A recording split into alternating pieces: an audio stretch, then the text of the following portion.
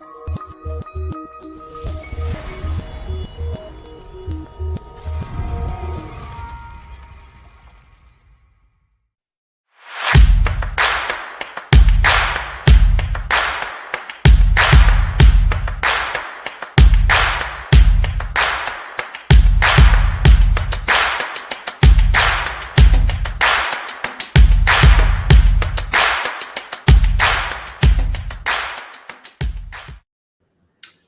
up? What up? What up? It is another episode of Draught For Upside. It's whatever we're calling this Wednesday night show. I'm used to saying something else. It's my time slot, but it is no longer that time anymore. We are moving into football season. So tonight, that's what we're talking about. I'm joined, as always, on these with Brewery Mark. How you doing, Mark? Doing great. It's exciting. We're 8 days away from some NFL football. Yep, I've already done a couple, or I've done one, not a couple. I have one draft. I got a couple coming up over this weekend and into next week. Just getting started, basically getting started. Reading some of the stuff over in the Dr. Odo Discord, Danger critiquing other people's drafts, giving me just some shit about my wide receiver depth, but then turning around and telling somebody else that they need more running back depth. Like, Danger, I know you're not here, but like, make a decision. Do you want depth, or are you mad about people riding the bench? Come on, you can't have both, right? No, you can't. Yeah, I haven't drafted. I actually haven't drafted any. I'm going to have 3 over the holiday weekend here coming up, and that's it, man. I've really cut down. I used to be in like a dozen leagues, and I'm down to like 3. I don't know. I guess the older I get, the seasonal stuff's a little less fun for me. I like the action you get out of DFS, that weekly sweat. I'm the same way. I mean, it is delayed gratification. I didn't play a lot of best ball this year.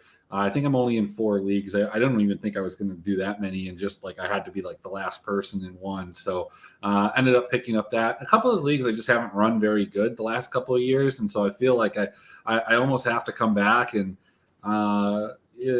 validate myself, I guess, is one thing that I'm looking to do. And then in another league, I think I have like the most playoff appearances, most wins, most points scored over like this 13-year tenure of the league, but I've never won the championship there. I've been in the championship game, I've been in the playoffs, but just never followed all the way through. So maybe this is the year, but after one of my running backs gets shot 20 minutes after I draft him, it seems rather doomed from the get-go.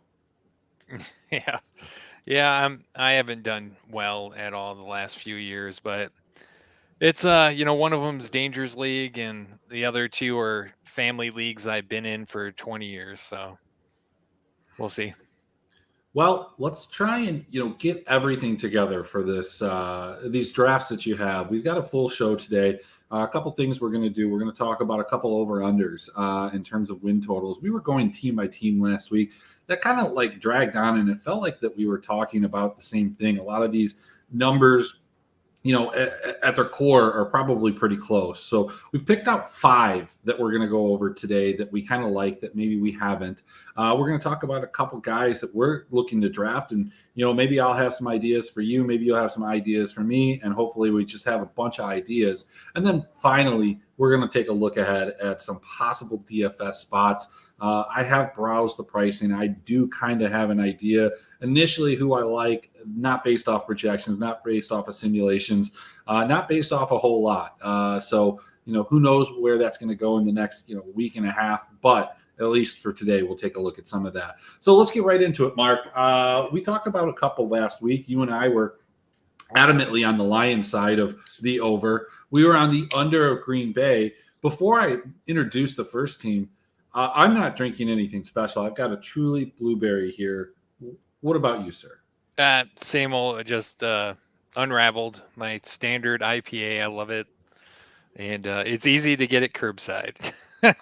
All right. Well, hey, let's kick it off. There was one that we had a little misunderstanding backstage about what this number actually was, but we've settled on it. It's about 9 or 9.5, and it's for this Tennessee Titans team that is not the same. Obviously, A.J. Brown gone, Julio Jones gone. Not a lot of offensive weapons, it feels like. You've got an unproven rookie. You've got Derrick Henry, who, while he has been able to carry the load, is getting up there in age. He's 28. He's seen tremendous amounts of workload and beating and some injuries. Now, I don't want to predict injuries, but I don't think he alone, along with the other guys on this team, justifies a 9.5 win total. No, I agree. I'm not a fan of their receiving core at all this year. And, so Tannehill is not going to have his tight ends to bail him out, and he's not going to have A.J. Brown to bail him out. And Derrick Henry, last year hurt, maybe took a step back. The workload maybe is getting to him now. I'm just not a fan. Everybody's up on this bounce back year of for Derrick Henry, but I'm just not there. I just don't see it. I think he'll be good. He'll be, maybe a top 10, top 12 running back, but I don't see him as like number 1, number 2 anymore. And to me, that cost Tennessee several wins. Yeah, I mean, look, Derrick Henry can have a great year and Tennessee can still be bad. That's not always going to be the case in the running back position, but let's run through the schedule. Let's be, ultra generous on some of these and see how we get to 9. First place, we have the New York Giants. This is going to be at home. Let's go ahead and give them that game. It's a game at home. Giants, I don't think, are necessarily a great team or a good team. Let's put them in that same bracket. Let's go ahead and give Tennessee a 1-0 win. 1-0, not a 1-0 win. Then they go to Buffalo. Look, I get it. Last year they beat Buffalo and cost me, oh my God, like $35,000. It was an absolutely brutal beat. And I needed them to lose to Buffalo by like 6.5 or more, not just beat them. But that was in Tennessee. I don't know if they're going to be able to utilize the same game plan that they did, which was just absolutely run the ball down the Bills' throat. The other thing that I tend to believe is that passing games and these prolific passing games, like the one that Buffalo have, tend to do a little bit better early in the season. Still warm, still nice out. It's not as brutal having to tackle Derrick Henry 30 times, albeit he's a little bit more fresh. I think the Bills win this. Yeah, but let's do this. Let's, for the sake of it, let's give Tennessee a 2-0 start. Let's just give them a 2-0 start. Okay. So then they're going to play the Raiders. I'm not willing to give them both the game against the Bills and the Raiders. I say that they split these. We're at 1-2. Would you agree? I agree. Or 2-1. 2-1. Let's say they're 2-1. 2-1. So then they play a 3-game stretch where they play the Colts twice and the Commanders once. Let's say they take 2 of those games and then they go and play the Texans. So now they win another game. They're at 5 wins. Okay.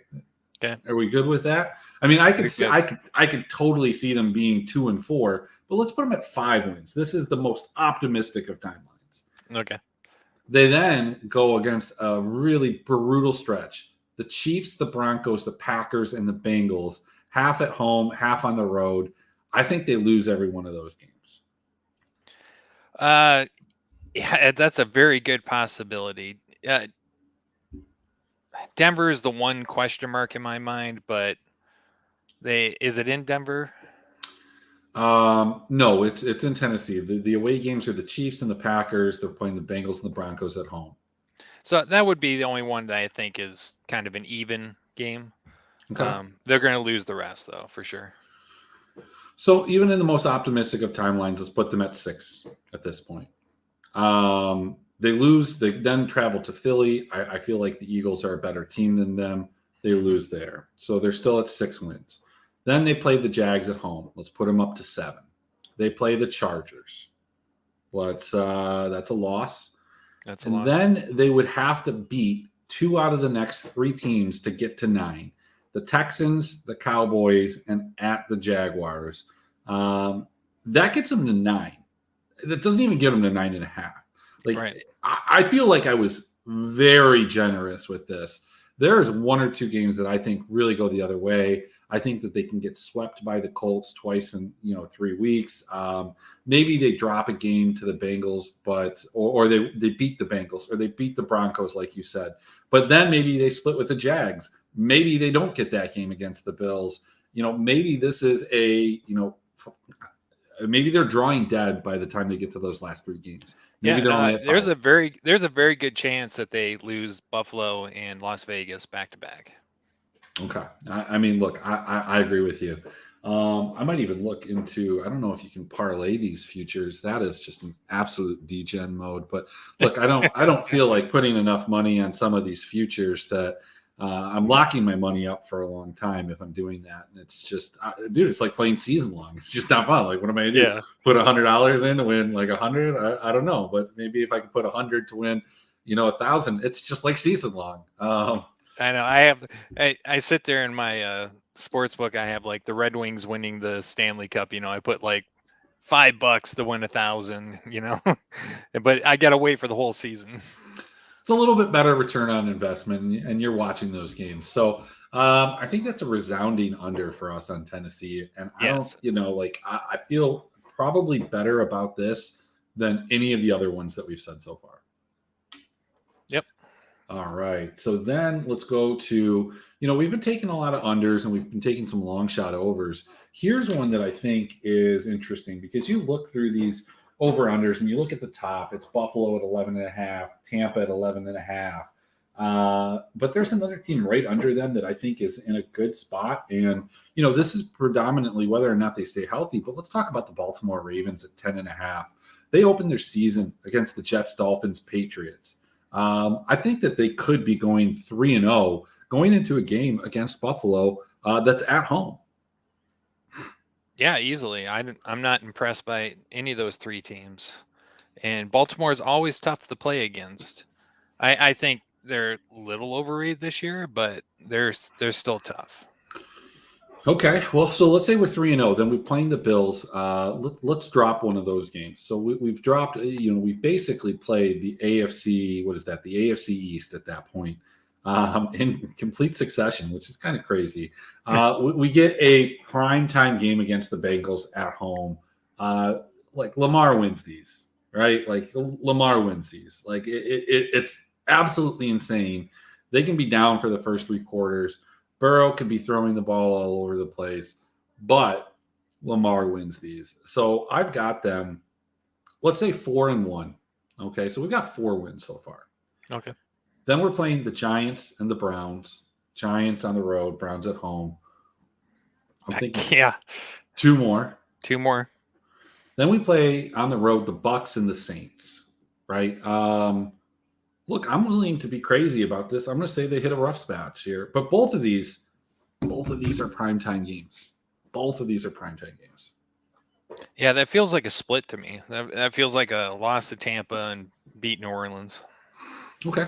So at this point, we've got what? 4, 5, 6, 7. We're almost there. We need 3 more wins. And we play the Panthers, we play the Jaguars. They play the Falcons and the Steelers. There's another 2. Well, that's it. Like I feel pretty good about this team getting somewhere between like 12 to 13. They have games. They play another game against the Bengals, 2 against the Steelers. The only real big team that they play in that back half is going to be possibly the Broncos. And Broncos were a team that we were really low on last week, more or less because of the division that they play in. But I think the Broncos are a good team, but they could beat the Broncos. This could very easily be like a 15-2 team or a 14-3 team. And this is all, predicated on Lamar's health, but I think that's realistic with this team. I think so too. I mean, going through it just now, I didn't realize how weak their schedule actually is. And I think they have the opportunity to actually save Lamar a little bit and use their running backs in this case against some of these teams. They don't have to be moving him around and worry about him getting injured as much. Yeah, so I like that one. Let's stay up at the top here. Here's another one. We got 10.5 wins. We've got the Dallas Cowboys. 10.5 wins, playing a really weak division. That's going to benefit them. But some of these teams tend to play Dallas pretty well. So let's talk about it. And Dallas tends to play down. I don't think Dallas is as good. This receiving core is not what it was. No. Dak almost feels like he's kind of plateaued. The big guys on both sides are not what they once were. I think that they start the season, they play the Bucks, and then they play the Bengals, Giants, and Commanders. What's a best case scenario coming out of those? Probably like a 3-1? Yeah, that would be best case, man. I want to say 2 and I would put money down in 2-2. Okay, but for the sake of this, let's say it's 3-1. Let's do that. Okay. Let's go to the Rams and then the Eagles. Both of those are going to be road games. Let's take those as losses. Yep. There's turmoil in Arlington at this point. They're down. Look, this team's 3-3. People are upset after that great start. They get to play the Lions, the Bears, the Packers, and the Vikings, all in succession. 1, 2, 3, 4. Tell me, how are they handling the NFC North? Oh, Jesus. 1-3.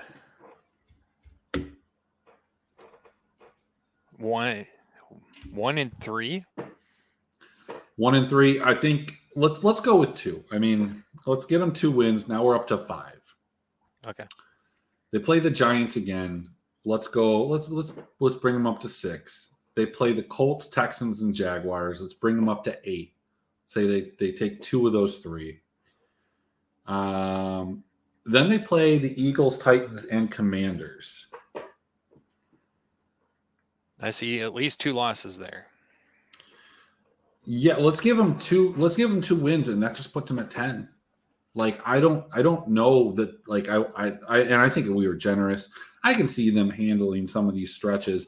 I feel like this one is a little bit closer. I shade it towards the under.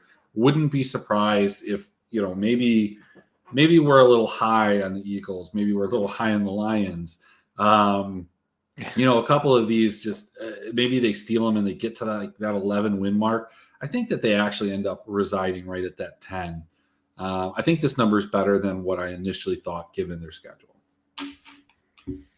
Yeah, but I think we were very generous on that, though. I think there's a couple in there that they're not going to meet. I like the under on this one. Okay.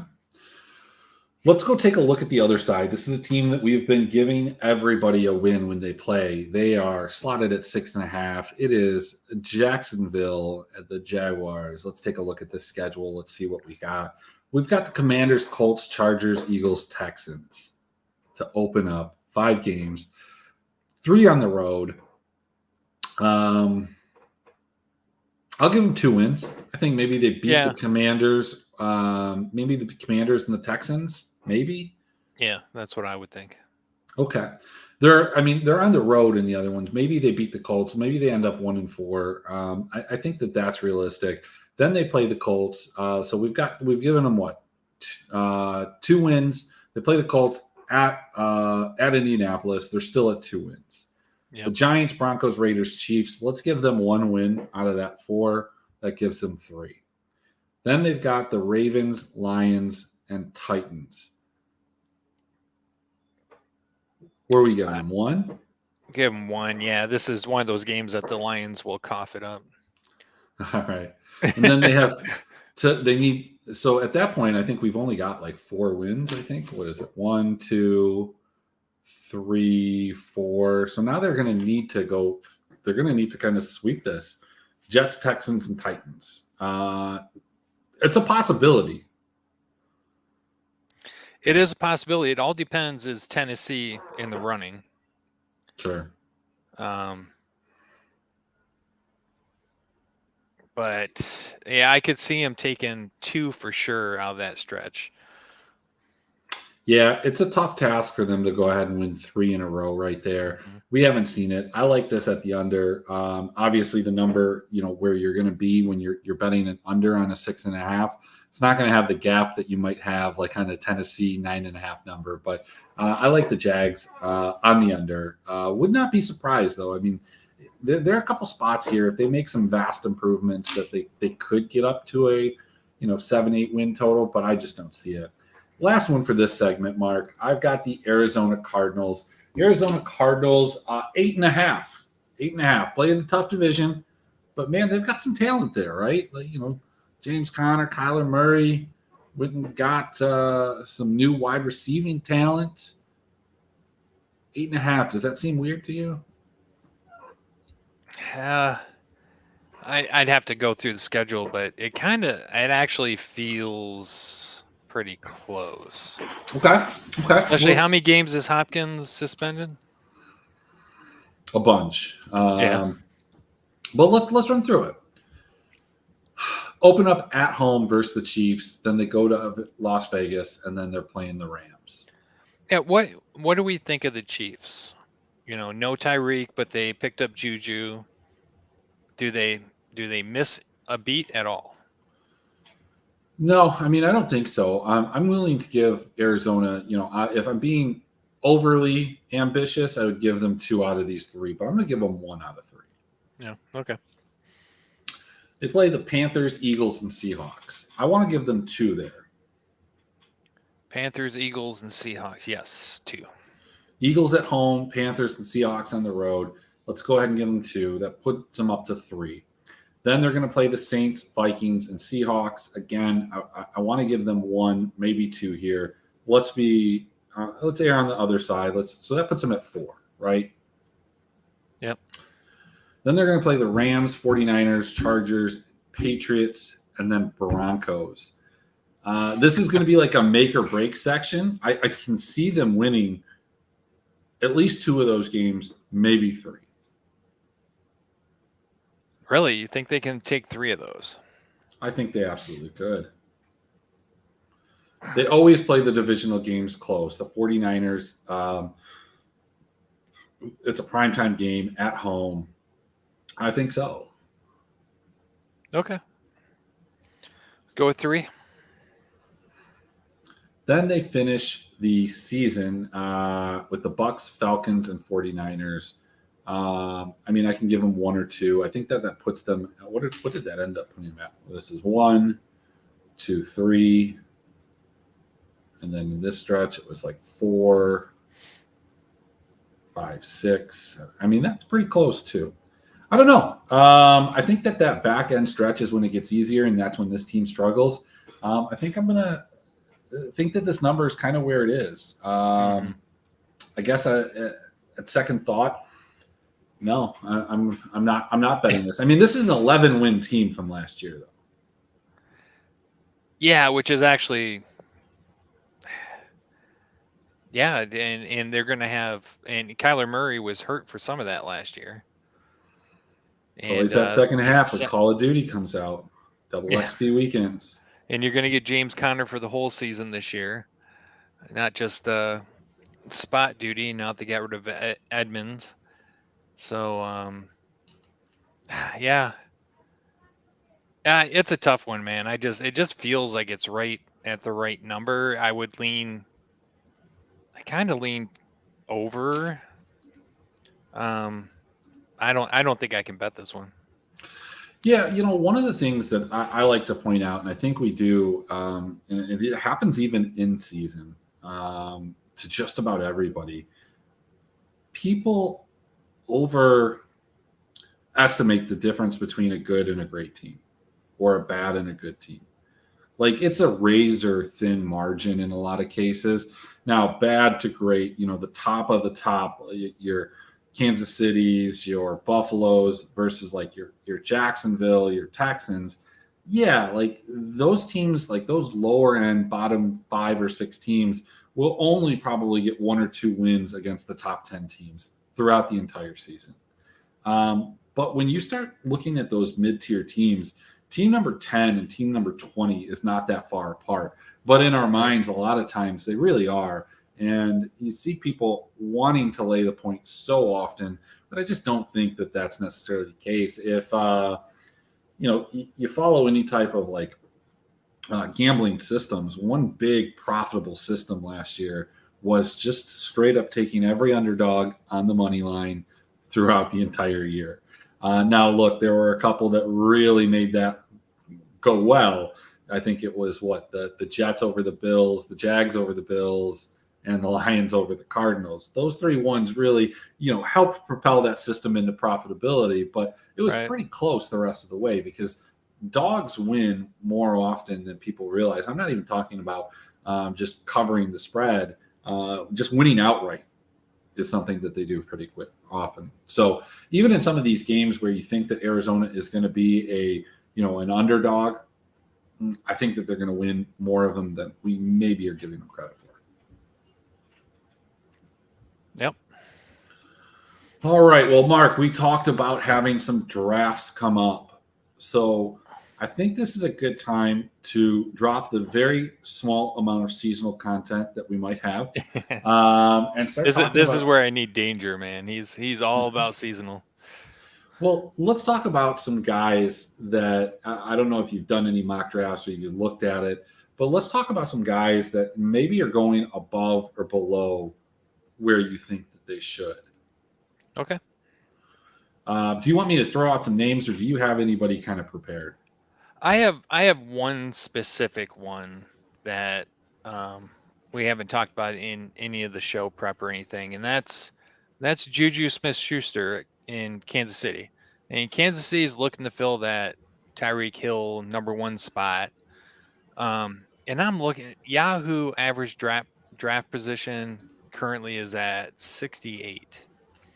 And God, that just reeks value. If you can get him that far down in the 7th round, he's, in my mind, he's a number 1 receiver for Kansas City. I don't know how you feel about that, but I see a bounce back season. He's got a quarterback this year.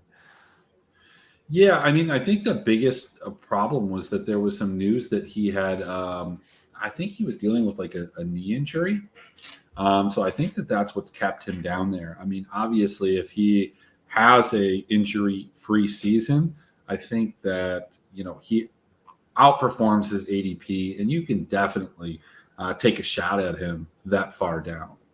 Mm-hmm. Just to give it some context, some guys that are being drafted kind of in that same range are guys like Hunter Renfrow, Adam Thielen, Darnell Mooney, Michael Thomas, Devontae Smith, and DeAndre Hopkins. So only a couple of those guys really have that kind of high-end wide receiver 2, low-end wide receiver 1 type of kind of value there. So, one guy that I kind of liked and I've attached myself to probably more than I should in past years, and I've been burned by injuries, but last year he still produced, is one Mike Williams, currently the wide receiver 18 in rankings. Where's this ADP? Hang on one second. Let me take a look at something. So, that was his ADP. His ADP is 48, so 4th round. He is being taken 8 wide receivers after Keenan Allen. And then when we look at last year, Mike Williams was the number 9 wide receiver. Keenan Allen was number 15. This is just a comparison between these 2 guys on the same team. Keenan Allen obviously gets more targets. Mike Williams gets more red zone looks. Mike Williams is a young guy. Keenan Allen is 30 years old. What do you think about the ascension of Mike Williams as a number 1 wide receiver in what looks to be one of the most explosive offenses in the league? No, I think it's a great value where he's being drafted right now. I'm just looking at Yahoo right now, and he's going in round 5 on Yahoo, and that's crazy to me. Keenan Allen tends to get double covered because he's Keenan Allen, and I think a lot of fantasy players have that same attitude. It's Keenan Allen, so we should be drafting him ahead of Mike Williams. But I think if you just pointing out the stats that you pointed out, Mike Williams outperformed Keenan Allen last year, and I don't see that's going to stop this year.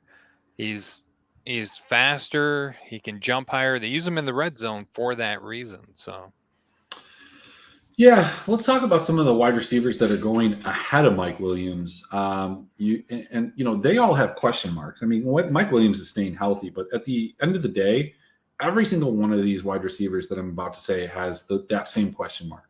Will they be healthy? It's the NFL. People get hurt. Right. You got Jalen Waddle, who had a breakout rookie season, was used more as a possession wide receiver, ran a lot of routes out of the slot. I think Jalen Waddle's going to have a great year this year. I know some people have pointed out that Tyreek Hill is going to be in the offense. That's less balls for him, but it's less coverage that he has to deal with. It's less eyes on him.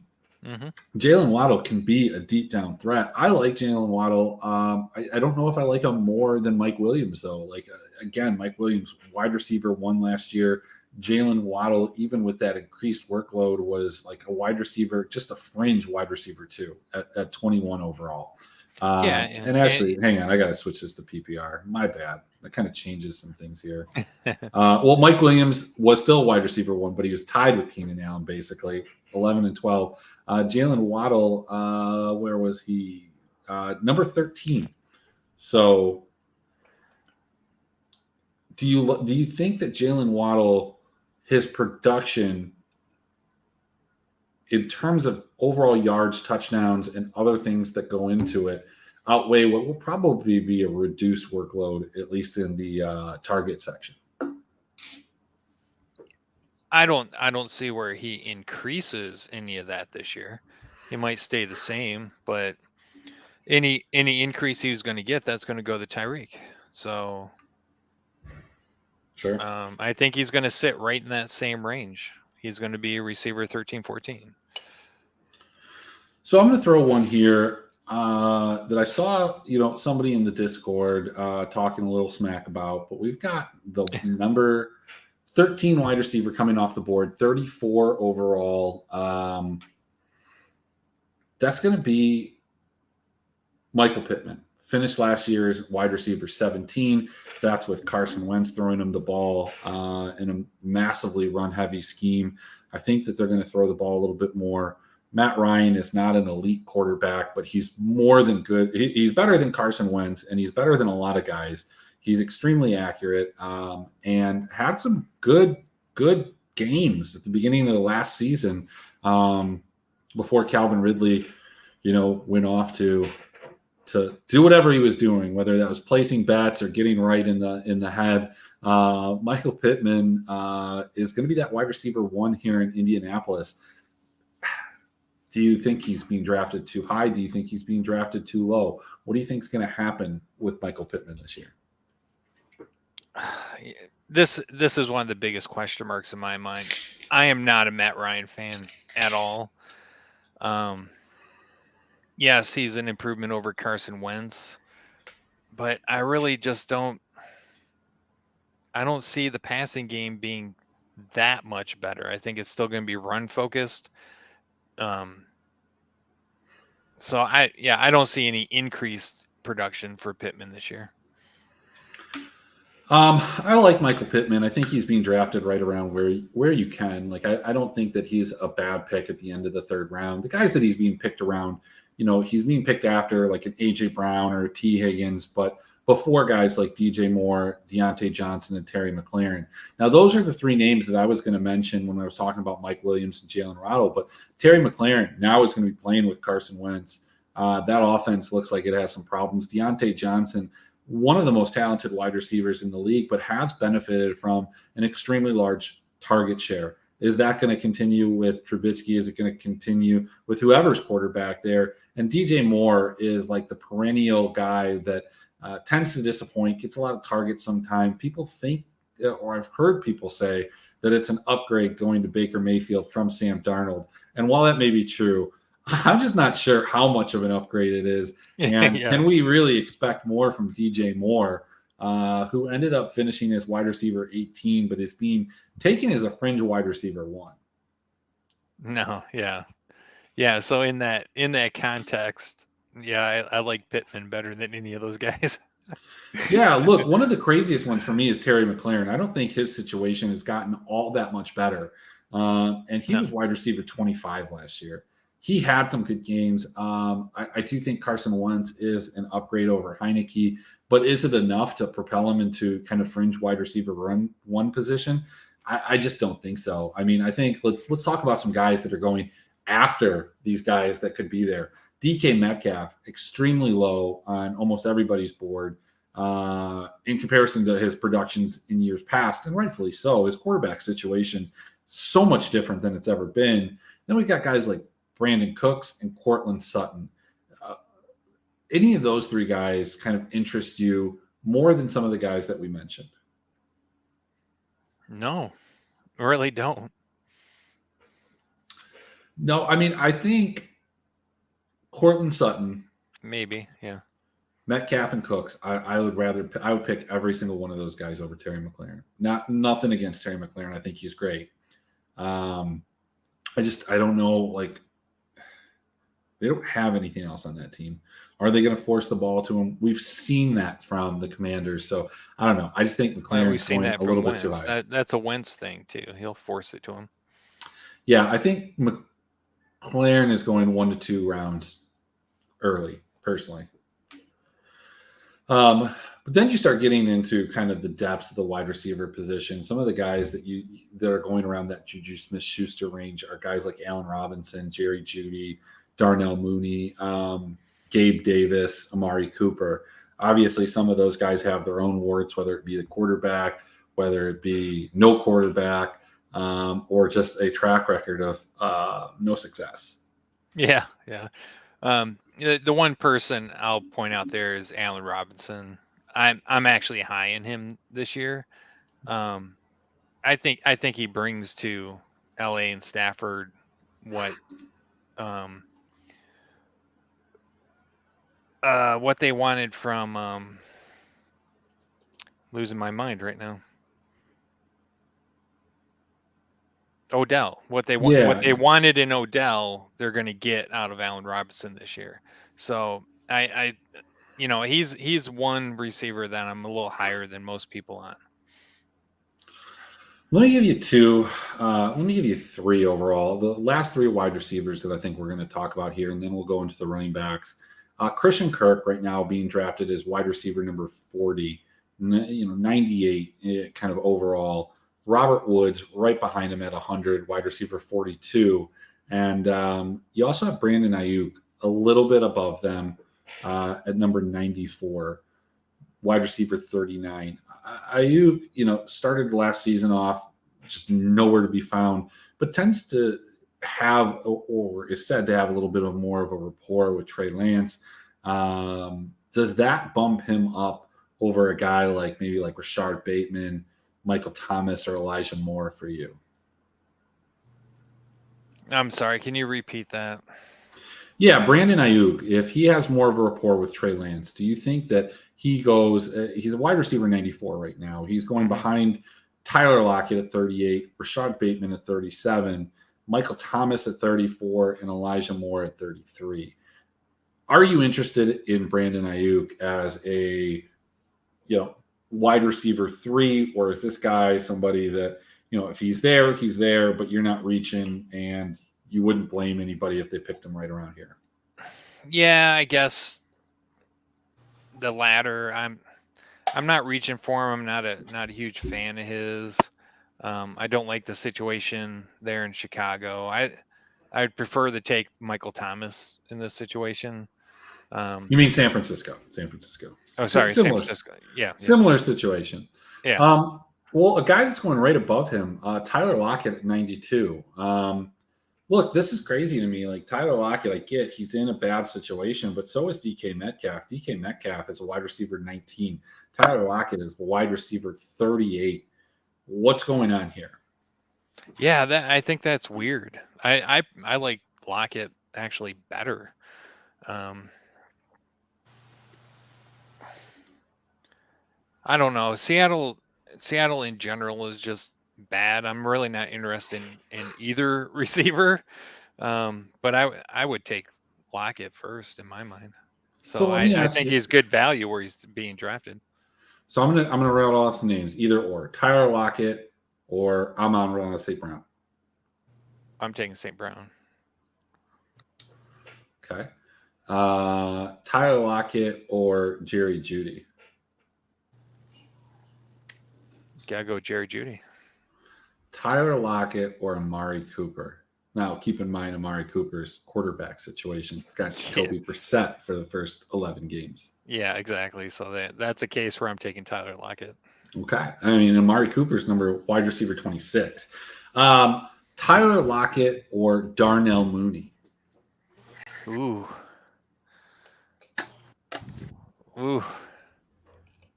I'll go Mooney. Tyler Lockett or Elijah Moore?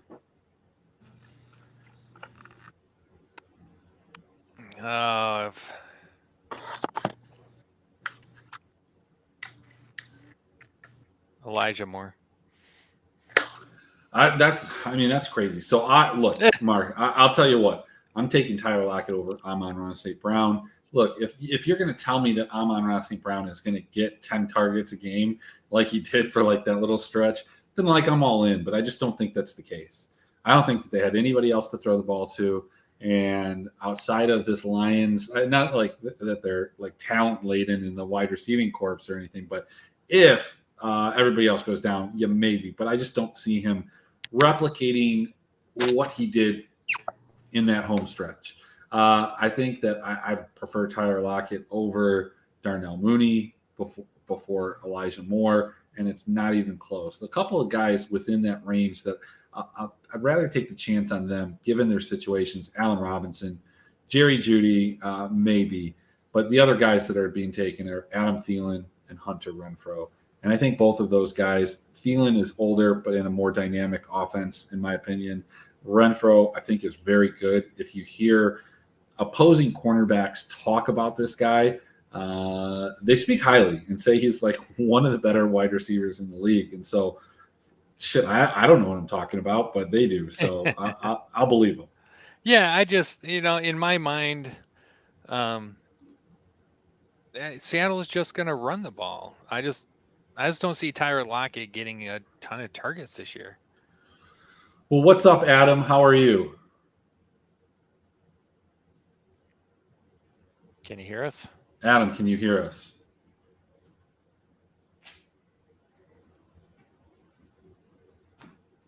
Apparently not.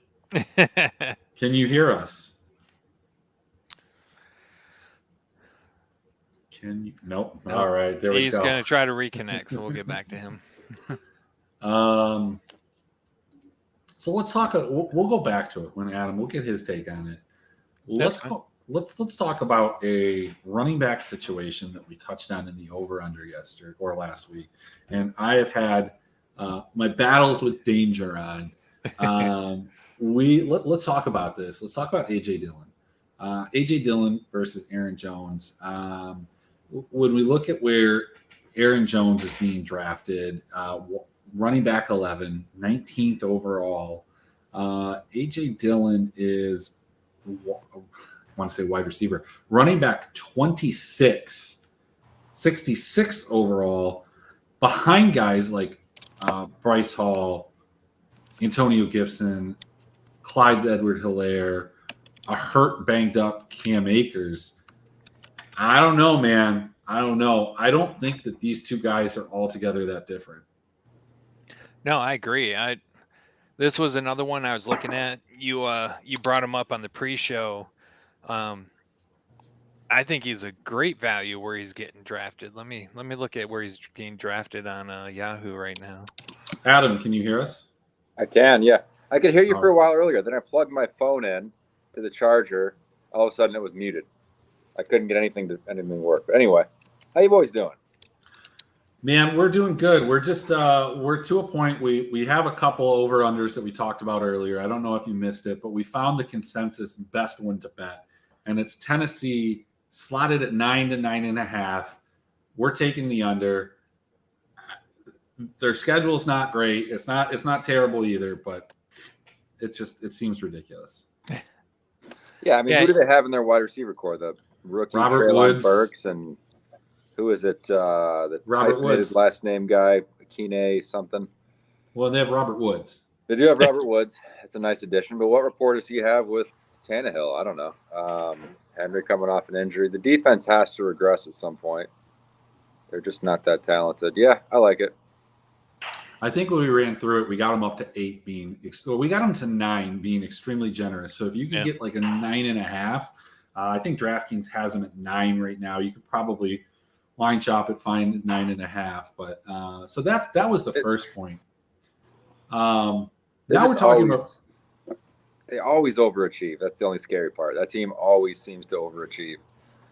Yeah, they have to implode it sometime. Well, there's going to be teams that like go under, and there are going to be teams that go over, and we feel like that's one of those teams. So AJ Dillon, Aaron Jones, we talked about it a little bit last week. I'm bringing it up again. I mean, look, where did they finish last year is the question that I ask people. Aaron Jones ended up as the running back number 11. A.J. Dillon was 23. I don't think A.J. Dillon was utilized the way that he will be until like the midway point of the season. I think that A.J. Dillon is a very strong running back too, and he's kind of being drafted as a third string running back. Like I think that he's just being underdrafted right now. Yeah, and on Yahoo, I'm showing that he's going in the 6th round. I would have no problem doing a no RB draft and picking him up as one of my starting running backs in the 6th round. Yeah, I think he's one of the best running back values out there, to be honest, because even if Aaron Jones doesn't get hurt, I mean, people love to talk about the upside. Well, and then if something happens to this guy, then you really got to smash. Like, you have to assume that they're both going to be healthy for at least the majority of the year. If that's the case, he still has great standalone value because I'm expecting him to have 14 to 16 touches a game in that offense. They just don't have proven weapons outside of those two. So I think you're going to see a big shift in Green Bay in how that offense operates. So I think he's a great value where he's at. I don't like Aaron Jones any less because he's stepping forward, but Chris, you're not a big fan of his as far as the value on Aaron Jones going. What's he going about? Running back 9 or 10 right now? Yeah, somewhere in that range, like the running back 11, first or second round.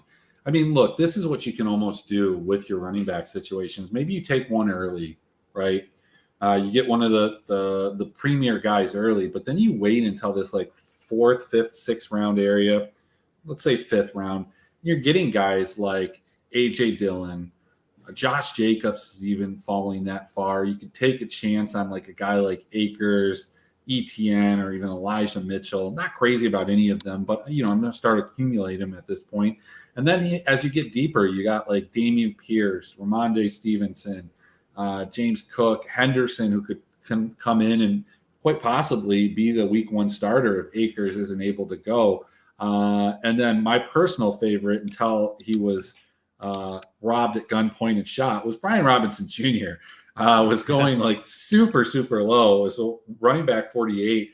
And by all accounts, that there was a really good chance that he was going to take that job as the RB1 at like at least first and second down. So hopefully he has a speedy recovery. I heard he was shot in the buttocks, in the glute. So wait. Is this a la Forrest Gump? Is that real? Yeah, no, he did get shot. He got shot in the buttocks. He got shot in the buttock. And by the way, don't mean to make light of the situation. Like, awful to see a guy who waited his turn behind the talent he did at Alabama, then all of a sudden make it to the league, work your way up to starter going into week 1, and then this crap happens. Like, just senseless. But that is still funny because it does sound like he's going to make a full recovery. So at least we can laugh about it, knowing that he's hopefully got a good career ahead of him. But. Yeah, it was absolutely hilarious that I drafted him, and then literally 20 minutes later, the news broke. Like I was in the midst of like such a bad streak of everything in life, and that fit. Like I think yesterday it started to turn. Everything started like I think I hit rock bottom on at least that run bad stretch, and now we're running back in neutral. So don't expect anybody else to be. Assaulted, shot, stabbed, or violently robbed at gunpoint. So, I don't have any other running backs, but I want to go back to something that we were just talking about. I didn't realize that you were on because I was looking at this, But I'm going to run through these questions, and I think that you probably heard me say some of these. Maybe not. Yep. Maybe so. But you know the question that I'm going to ask you, and it's Tyler Lockett. And I'm going to run off these names to you. Tyler Lockett, Amon-Ra St. Brown. Give me all of them over Lockett. I'll make it real easy. Oh, my gosh. All right. All of them. So if you're feeling that Lockett should be drafted that far, are you extremely low on DK Metcalf as well? I'm not as low on Metcalf relative to where they were positioned last year at ADP, just because I think he's the guy that can win and get open and force targets towards him. And I think they're going to be trailing quite a bit. So I think Lockett, to hit his value, he's only done so on those deeper touchdowns. And I just don't think they're going to have the quarterback play to hit those deep routes or the running game to scare teams into crowding the box. So I just think it's going to be an ugly ass year for Seattle. That'd be an under I would take, even if it's 5.5 or 6.5. Would you take what about Terry McLaurin? How low are you on him? I'm not as low on McLaurin. Like he doesn't have a great quarterback, but he's never had a great quarterback. And I think at least Wentz has shown he can support someone who finishes around that wide receiver 1, low end or high end wide receiver 2 mark in Pittman last year. So yeah, Pittman I don't was think 17. I was Pittman high was on 17 last year. What's that? Pittman was 17 last year, just for reference. Tyler Lockett was 16. Terry McLaurin was 25. Like, so do you think like it's going to change that much? I mean, Terry McLaurin fell behind guys like Darnell Mooney, Marquise Brown, Amon-Ra St. Brown, Brandon Cooks, and we've got him going like 10 spot. I think that's where he belongs, is the bottom end wide receiver 2. Right now he is going in, the wide receiver 16 position. It just seems like it's way too high to me. Yeah, McLaurin's not a guy that I'm aggressively targeting. Like I don't want him over guys like Pittman, guys like who else is going in that neighborhood? Cortland Sutton. I would take Sutton over him for sure. So I'm not like aggressively targeting him, but would I take his overall season projection over Lockett? Yeah, absolutely. I've got one that I just kind of came up with here. Mark, what's your opinion on T. Higgins? Do you need to know where his ADP is now and where he finished? I won't even tell you where he finished last year. Right now, his ADP is 33, wide receiver 12. That's a bottom end wide receiver 1. That means people are drafting 2 Cincinnati wide receivers in the top 12 of wide receivers. Jamar Chase is, like the third, between 3 to 5. Is that crazy? I don't think it's insane. I think it's a little high. I do think of him as a top wide receiver 2, so it's not too big of a stretch to go bottom wide receiver 1. Adam, what about you? Yeah, I think that offense, the pace that they run at, the efficiency of their quarterback, the red zone opportunities they're going to have. I mean, we talked last week about Pittsburgh's probably taking a step back. A lot of that division is okay, but Baltimore had some work to do on defense after the second half of last year. I just think that offense can support 2 wide receiver 1s pretty easily. And I'm not saying I expect him to supplant Jamar Chase as the wide receiver number 1 on that team as far as the offense is concerned and Joe Burrow is concerned, but I wouldn't be surprised if he was neck and neck with Chase when it all comes down to it at the end of the year as far as fantasy points. So let me put it to you this way, guys. T. Higgins was barely wide receiver 2 last year. Finished at 24th behind guys like Marquise Brown, Amon-Ra St. Brown, Darnell Mooney, Brandon Cooks, the aforementioned Tyler Lockett, and Michael Pittman. Does that change? Like, I don't know. Like, I saw that. I guess I felt like T. Higgins was performed better than that. But he didn't. Does that change your opinion on it? No. Not for me. I think at the beginning of the year last year, since he was really trying to protect Burrow coming off the injury, they became a lot more pass heavy down the stretch, which opened up more opportunities for T. And I think going into year 2, Jamar Chase is going to demand a lot of attention. I don't want to say double teams because it's not like the NBA where you dump it in the post and then the guy gets double teamed, but he's going to demand a lot of attention from the safety over the top, and they're going to have to pick their poison. And I just think that opens up a lot of one-on-one for T. And since he knows they have 2 weapons that are really tough to beat outside. So, I expect him to look more like he did the last, say, half of last regular season and into the playoffs than what you saw in the first half of last year, which is what skews him more towards a low-end wide receiver 2 last season. But he's going to be – I mean, I'm comfortable taking him in that 10 to 14 range as far as wide receivers go.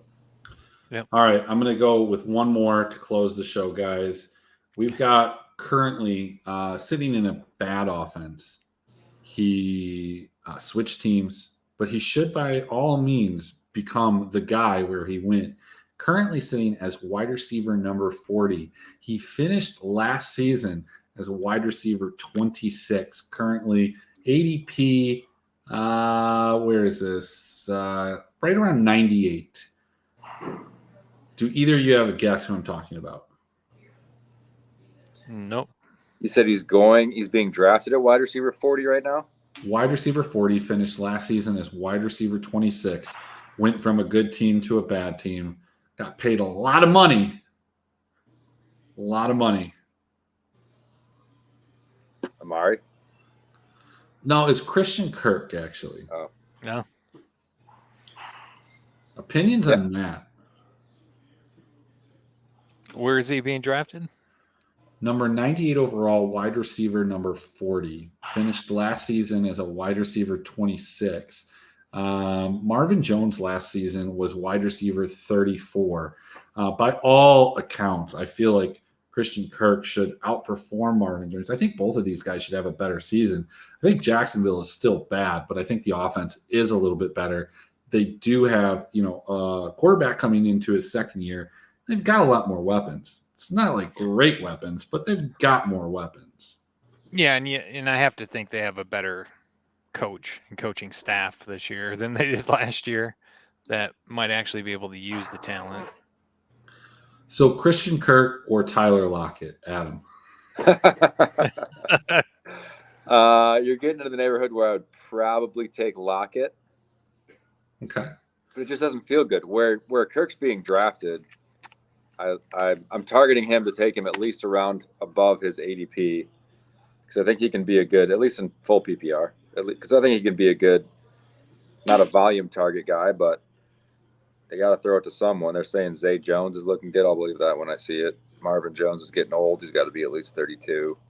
They don't have a tight end to speak of. All the stuff about ETN being a great pass catcher, I don't see it. So I just think and they paid him good money. What was it, like 2 years, 25 mil, something like that? I think it was like 40 million or something. I don't know. Was it? It was It's not like absurd 13 mil a year, but they're paying him wide receiver 1 money, and I think Trevor Lawrence needs a wide receiver 1. Why not him? I like the volume he's going to see relative to his ADP, that's for sure. But I would still take Lockett over him. And look, at the end of the day, the guys that are being drafted around Christian Kirk, let's say you get to like the wide receiver 41, you're talking Drake London, Robert Woods, Allen Lazard, Chase Claypool, Chris Olave, Kadarius Toney, Traylon Burks, Russell Gage, Tyler Boyd. Like, here, I'll even go down 2 more. Garrett Wilson, DJ Chark. I mean, like, it's tough. I think the guy that as you get down there, that it starts to get kind of questionable is like Sky Moore, Jacoby Myers, George Pickens. There's some question marks there. The Jacoby Myers, I guess, is the one that's kind of interesting to me because, like the guy can't score touchdowns, but he was the wide receiver 29. So I know that Christian Kirk was going to be the last part. I promise this will be the last part. Jacoby Myers, wide receiver 29 last season, being drafted as wide receiver 54. I'll kick it to you, Mark, first. Valid or invalid? Are we checking the ID on this one? Are we letting it into the club or are we kicking it to the street? Man, I don't know. I'll let him in. I'll let him into the club. All right, he should be drafted ahead of that per Mark. Adam, Tyler Lockett, or Jacoby Myers. Why is it all coming back to Lockett, man? I don't know, man. See, now you've changed. I don't really. I think Jacoby's like, he's never a pick you feel excited to hit. You know what you're getting out of him by this point. He's been in the league long enough, and you saw what he did last year. Not scoring touchdowns, but he does get a lot of targets, and high percentage throws. He's going to catch a lot of passes. If it's a full PPR, he's a pretty safe dude where you're like, yeah, he's going to probably give me 10 to 12, 10 to 15 pretty consistently. But he's never going to have those spiked weeks. So it just depends on what your team needs, I guess. If you're already looking pretty damn good at the receiver position and he drops far enough, yeah, I suppose you could talk yourself into him. I don't know if it answers your question, but just trying to give some thinking behind it. Yeah, Never someone I'm excited for, but probably going to be about where he was last year. So let me put it to you this way. So he averaged about 11 points per game PPR last year. Where he's being drafted, these guys were guys like Khalif Raymond, Emmanuel Sanders, ODB, Chenault, Pringle, Gabe Davis, Braxton Berrios, Quez Watkins, Jamison Crowder, Donovan People-Jones. These were guys that were getting like 7 to 8 points per game. So I think that he's not a guy that I'm reaching for. But I probably, like, if I see him and I'm willing to take him around early. If I see him up in the next 12 to 14, I think he's a guy that you can put on your roster and, feel really good about the depth on your bench, having him in a full PPR league. That's kind of what I got. Yeah, I agree with that. If you got 3 solid receivers who are always going to start for you, if one of them has a bye, one of them gets hurt, you can pop them in there and not feel bad about yourself. All right. Well, hey, we are coming to the end of the hour. It feels like you just got here, Adam. Was there anything else that you want to talk about? Were there any players that you are exceptionally high on, or any over-unders that like you wanted us to put out there? It'll be my segments are done, but we'll let you, put one last one in there if you want. Let's see. It can be a quarterback. It could be a tight end. It could be a kicker. It could be a defense. A kicker. Kicker. Take that kicker in the 10th round. Is that a viable strategy? No, absolutely not. Never. I'm taking a lot of Kyle Pitts. I don't know if that's noteworthy, but I find myself taking him at his spot in the draft in the 3rd to 4th round instead of Mark Andrews or Kelsey in the late 1st, early 2nd. So I definitely like him better than like a George Kittle who's going right around that same time. Super low on Kittle. Just not interested in him. But then, if you're not going with like a Kelsey, Andrews, or Pitts, like you get into like guys like Kittle or Waller who have all the talent in the world but are just incredibly inconsistent. And it seems like every year, like Waller has like a big like 80 target game to start the season. People are like, this is great. And like you have Darren Waller on your team, you're like, fuck it, we're winning the championship. And then like he doesn't get a target for 3 weeks. There was a tight end that I was interested in. Shit, I guess I forgot to talk about this guy. What about Dawson Knox? I like Dawson. Drafted him in my only season long so far. Pretty bona fide red zone threat. He's got a great quarterback. Beasley's gone. He's kind of that intermediate route type guy. Yeah, I kind of like him. Mark, what do you think? I'm on exactly what you said with Cole Beasley gone. I think he's going to increase in some targets there. And he's always been a red zone threat. So, yeah, he's great. Where's any data on where he's going right now? He's going 11th in PPR. He finished at 11th. But what's weird to me is that he's going like after a guy like Zach Ertz. And I'm sure that he's going after dudes like Freiermuth, Gesicki, Kmet in some drafts. Not all, obviously. But like I think that there's just a huge drop off after that. Like if you don't have a tight end by the time Dawson Knox is off the board, like you're dealing with like some really questionable dudes like Cole Kmet, Njoku, Albert O, Tanyan. Like, you're really hoping for a lot of things to go right for yourself. Yeah. Yeah, at that point, you're dart throwing late in the draft and then living the stream life week to week because none of those guys are worth spending draft capital on before like round 12, unless you get Knox in that range. Yeah, I got him 2 rounds after Freiermuth in my one season long draft. It blew my mind, but Yeah, I was fine with it. That's nuts to me. It's so funny, cool. like certain players. I don't know if you guys have seen this, but certain players just like keep slipping because public sentiment doesn't favor them, and the draft analysts aren't talking about them. But like, there's no reason why Dawson Knox's production would go down relative to last year. So why He did why, score why a lot would of he be worse than touchdowns, 11? but He did, and that may swing the other direction. But also, like Mark was saying, he should see more targets as well. So he shouldn't need to have that crazy touchdown efficiency to stay in that neighborhood where he's at. I don't see more than 10 tight ends outscoring him. That's for sure. yeah, how many touchdowns did he score last year? I know that I think cost me like $250,000. So I mean, he scored like 9. So that's a lot. Like, I think he loses a couple of those, but I definitely think he outperforms a lot of those guys in that range. So I feel comfortable going with him, especially where you're getting him.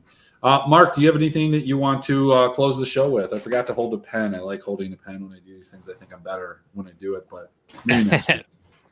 No, I mean, I'm good. I don't really have anything else to talk about. But hey, Adam, why we have you?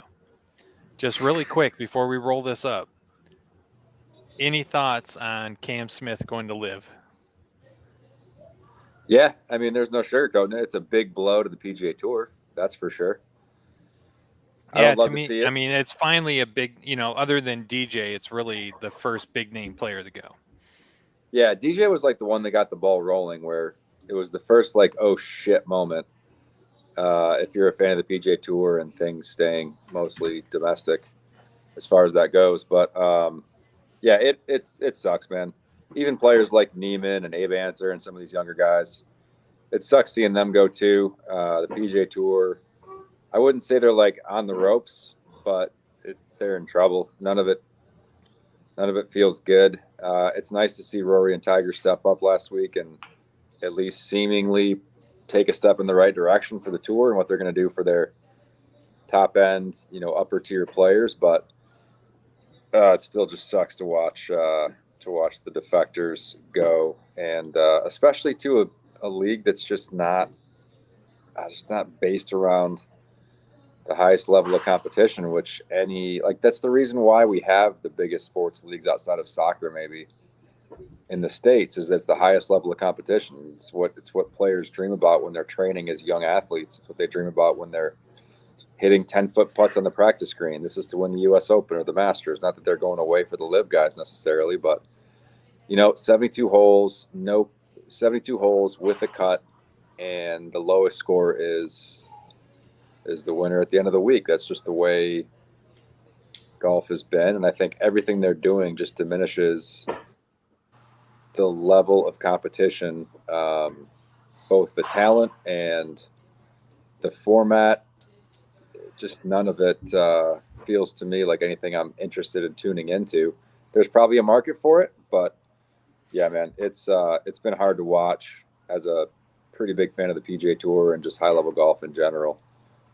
It's been tough to watch some of these bigger names defect, but at this point, they're all but full. They shouldn't have a big need for it unless they're going to like push out their lower end players and bring in higher end players, which I mean wouldn't surprise me at all if they were to do that. But as it stands right now, they got these events. They're leading up to their whatever their championship finals are. They've got Boston this week, and then I think 3 more events before it's winding down for the season. So professional golf needed a shakeup. I just don't think this is the right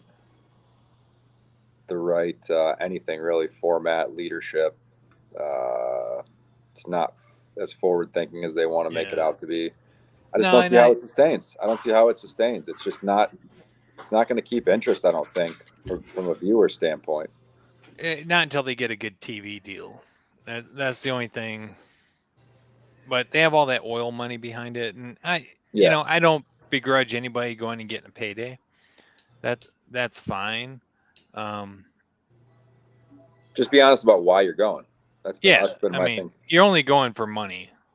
Yeah, listening to like Lee Westwood and Graham McDowell and these guys just talk themselves in circles about this and that. It's like just say it. Like, I don't compete at the level I used to because I'm pushing 50 years old. This was too hard to pass up, so I didn't pass it up, and I took the money. Yeah, It's fine. No one's like begrudging you for that. Just don't pretend like it's because you've been so unhappy with the way the PGA Tour is run and how they take advantage of this. It's like, just stop. Just stop. no, the majority of the people are people who can't compete on the PGA Tour, so they're going and grabbing the cash. Yeah, I mean, Cam's the first young, up and coming, rising star who has won a major in recent years that is gone, and it Him is a and big blow. Joaquin. Well, he hasn't won a major though. I mean, he won a big event this year, but No, but he's a young, up and coming. I think he's For sure. gonna win. He could win a major if he's allowed. he could have won a major.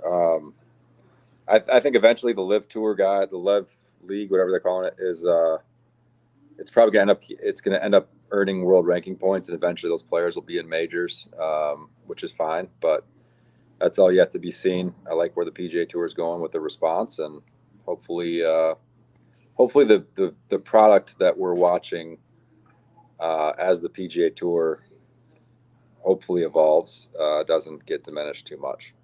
Yep. All right, so we're way over time. Chris, any last thoughts? See you next week. All right. Hey, thanks for jumping on, Adam. This is Draught for Upside, and we'll see you in a week.